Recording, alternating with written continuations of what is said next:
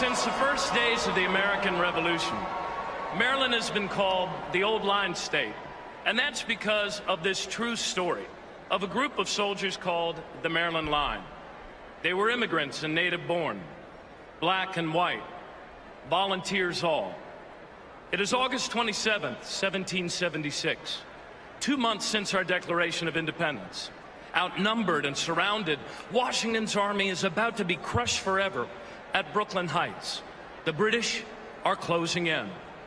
With America's future hanging in the balance, word is passed up and down the Maryland line. Fix bayonets. We're moving forward. And they do. Into the breach. They hold off the British just long enough for Washington's army to escape and fight another day. Today there is a plaque by the mass graves of those citizen soldiers, and it reads, "In honor of the Maryland 400, who on this battlefield saved the American Army." In times of adversity, you see, for our country, for the country we love, Maryland always chooses to move forward. We understand that progress is a choice. Job creation is a choice.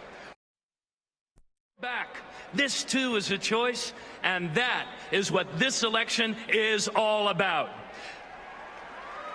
Democratic governors, with the support of our president, are leading their states forward, putting job creation first, balancing budgets, protecting priorities, and making the tough decisions right now to create jobs and expand opportunity.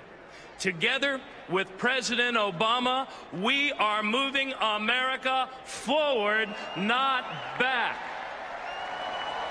With 29 months in a row of private sector job growth, President Obama is moving America forward, not back. By making college more affordable for millions of middle-class families, President Obama is moving America forward, not back. By securing the guarantee of Medicare for our seniors, President Obama is moving America forward, not back. By putting forward a concrete plan to cut waste, ask those of us at the top to pay a little more and reduce our deficit, President Obama is moving America forward, not back.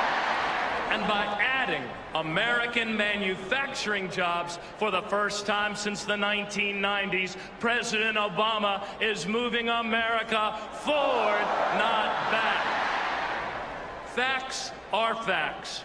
No president since Franklin Delano Roosevelt in the Great Depression inherited a worse economy, bigger job losses, or deeper problems from his predecessor. But President Obama is moving America forward, not back. And yet, Mitt Romney and Paul Ryan now say they want to take America back. And we have to ask, back to what? Back to the failed policies that drove us into this deep recession? Back to the days of record job losses? Back to the days when insurance companies called being a woman a pre-existing condition? No, thank you. I don't want to go back. Do you? Instead of a balanced, achievable plan to create jobs and reduce the deficit, Mitt Romney puts forward a plan that would cut taxes for millionaires while raising them on the middle class. Instead of improving public safety and public education like President Obama, Mitt Romney says we need less firefighters, teachers, and police. Instead of safeguarding our seniors, Romney and Ryan would end the guarantee of Medicare and replace it with a voucher in order to give bigger tax breaks to billionaires. Instead of investing in America, they hide their money in Swiss bank accounts and ship our jobs to China. Swiss bank accounts never built an American bridge.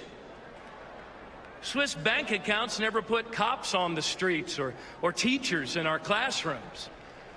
Swiss bank accounts never created American jobs. Governor Romney, Just because you bank against the United States of America doesn't mean the rest of us are willing to sell her out. We are Americans.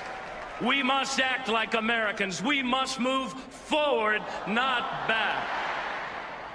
My parents, Tom and Barbara O'Malley, like so many of yours, were part of that great generation that won the Second World War. Dad flew 33 missions over Japan in a B-24 Liberator.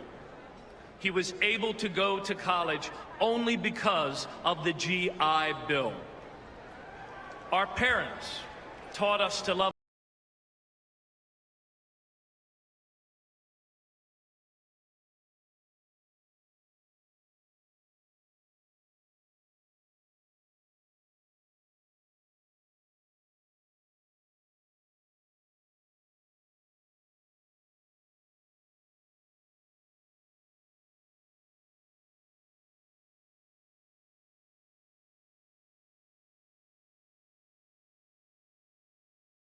grandparents understood this truth deeply. They believed, as we do, that to create jobs, a modern economy requires modern investments, educating, innovating, and rebuilding for our children's future, building an economy to last from the middle class up, not from the billionaires down. Yes, we live in changing times. The question is, what type of change will we make of it? As we search for common ground and the way forward together, let's ask one another. Let's ask the leaders in the Republican Party, without any anger, meanness, or fear, how much less do you really think would be good for our country? How much less education would be good for our children? How many hungry American kids can we no longer afford to feed? Governor Romney, how many fewer college degrees would make us more competitive as a nation? The future we seek is not a future of less opportunity. It is a future of more opportunity for all Americans. Close your eyes. See the faces of your parents and your great-grandparents. They did not cross an ocean, settle a continent, do hard, backbreaking work so their children and grandchildren could live in a country of less.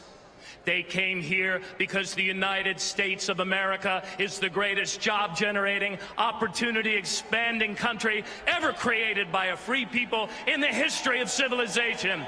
And she still is. Let us not be the first generation of Americans to give our children a country of less. Let us return to the urgent work of creating more jobs, more security, and more opportunity for our people. And together, let us move forward, not back, by re-electing Barack Obama, President of the United States. God bless you all.